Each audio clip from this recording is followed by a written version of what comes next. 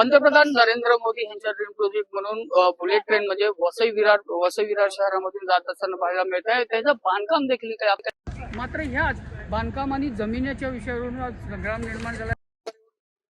त्या सगळ्या संदर्भात बातचीत करण्यासाठी आपल्या बरोबर स्थानिक नगरसेवक गणेश बालकृष्ण पाटील आहेत. सर, काय नेमकं हा संग्राम निर्माण झालाय गावकऱ्यांमध्ये, काय नेमकं संभ्रम असा होता की जेव्हा हा अजेंडा आला तेव्हा प्रत्येकामध्ये एक आम्ही देखील आदरणीय राजनप्पांना आणि आम्ही सगळे विरोधी पक्ष नेते सगळे बसलो. म्हणजे पहिल्या अजेंड्याच्या अगोदर त्यांनी देखील सांगितलं की आपल्याला या विषयावरती स्थगिती घेणं गरजेचं आहे, सगळ्या स्थानिकांना विश्वासात घेणं गरजेचं आहे. परंतु अखंड जो सदस्य सन्माननीय सदस्य होते सभागृहातले त्यांनी सगळ्यांनीच सांगितलं की याच्यावरती स्थगिती आली पाहिजे. 23 तारखेच्या महासभेत देखील सर्व जे नगरसेवक होते स्थानिक नगरसेवकांनी सांगितलं की याच्यावरती स्थगिती आली पाहिजे आणि त्याच अनुषंगाने आदरणीय महापौर देखील त्याच्यामध्ये सकारात्मक होते.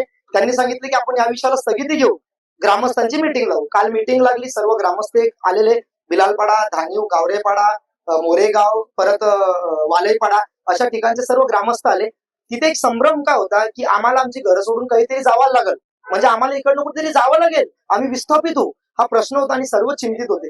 आम्ही सर्व लोकप्रतिनिधी देखील तेवढेच चिंतित होतो की इकडनं विस्थापन होणं स्थानिकच एक दुःखाची गोष्ट आहे.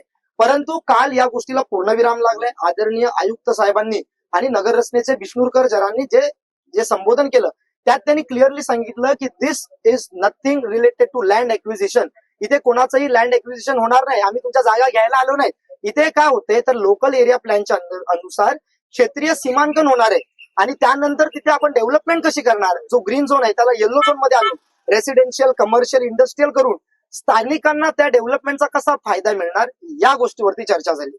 नेमकं त्या काल जी बैठक झाली त्या सकारात्मक बैठक झाली, काय म्हणजे गावकऱ्यांचं म्हणणं काय होतं, नेमकं तुमचं म्हणणं आणि महापौरांबरोबर पण काही बोलणं झालं त्याविषयी. बघा, गावकरी मनवेलपाड्याकडनं आदरणीय अतुलजींनी संबोधन केलं, बिलालपाड्याकडनं आदरणीय ऍडव्होकेट निलेशजी करत होते, तुषारजी करत होते, वालईपाड्याकडनं भगवानजी पाटील होते, परत आदिवासी समाजाचे हेमंतजी होते, मनीषाजी होत्या, परत स्थानिक नगरसेवक पंकजजींनी त्यांचं मत मांडलं, स्थानिक नगरसेवक सचिन देसाईजींनी त्यांचं मत मांडलं. माझ्याकडनं मी व्यक्तिगत सगळ्या म्हणजे आमचे भारतीय जनता पार्टीचे सर्व नगरसेवक होते स्थानिक, पण त्यांच्या सगळ्यांच्या वतीनं मी एक माझं मत आणि भूमिपुत्रांच्या वतीनं मत प्रकट केलं. त्यात मुख्यत्वे हेच होतं की लँड पॉलिसी काय करणार, गावठाणची पॉलिसी काय करणार. जर एखाद्या भूमिपुत्राच्या जागेमध्ये तुम्ही एखादा आरक्षित हॉस्पिटल किंवा कम्युनिटी हॉल टाकलं तर त्यावरती त्या भूमिपुत्राला मोबदला काय मिळणार, किंवा ज्या भूमिपुत्राच्या जागेमध्ये आता रूम आहेत त्या भूमिपुत्राच्या जागेत रूम आहेत पण ती जागा त्या रूमवाल्यांच्या नावावरती नाही, मग त्या जागेवरती ज्याची जागा आहे त्या मालकाला तुम्ही काय मोबदला देणार. या सगळ्या गोष्टीचे सविस्तर विषय ठेवले. फार सकारात्मकरित्या चर्चा झाली. त्यात असंही सांगितण्यात आलं की आमचं 25% आता आम्ही थोडी भीती कमी झाली, 75% भीती अजून आहे की सीमांकन केल्यानंतर काय. परंतु हा प्रोसिजर आहे, लोकल एरिया प्लॅन तुम्हाला एक 6-7 महिन्यामध्ये ठेवावा लागतो.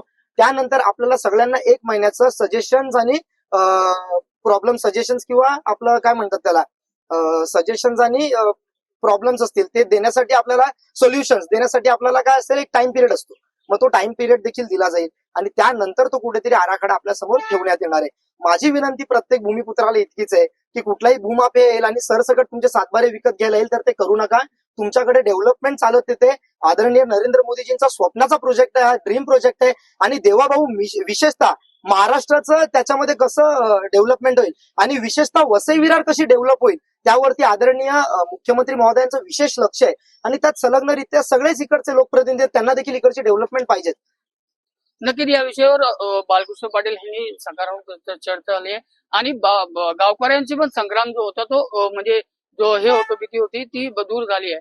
महेश गोयल, लोकशाही मराठी, वसई.